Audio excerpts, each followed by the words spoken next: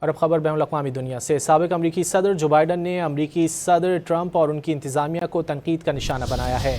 Chicago میں national بار ایسوسی ایشن کی تقریب سے خطاب میں کہا کہ امریکہ اس وقت موجودہ حکومت کے دباؤ میں ہے۔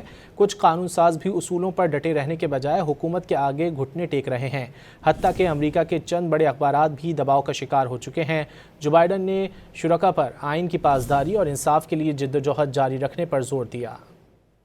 اور اب خبر بین الاقوامی دنیا سے۔ سابق امریکی صدر جو بائیڈن نے امریکی صدر ٹرمپ اور ان کی انتظامیہ کو تنقید کا نشانہ بنایا ہے۔ شکاگو میں نیشنل بار ایسوسی ایشن کی تقریب سے خطاب میں کہا کہ امریکہ اس وقت موجودہ حکومت کے دباؤ میں ہے۔ کچھ قانون ساز بھی اصولوں پر ڈٹے رہنے کے بجائے حکومت کے آگے گھٹنے ٹیک رہے ہیں، حتیٰ کہ امریکہ کے چند بڑے اخبارات بھی دباؤ کا شکار ہو چکے ہیں۔ جو بائیڈن نے شرکاء پر آئین کی پاسداری اور انصاف کے لیے جدوجہد جاری رکھنے پر زور دیا۔ اور اب خبر بین الاقوامی دنیا سے۔ سابق امریکی صدر جو بائیڈن نے امریکی صدر ٹرمپ اور ان کی انتظامیہ کو تنقید کا نشانہ بنایا ہے۔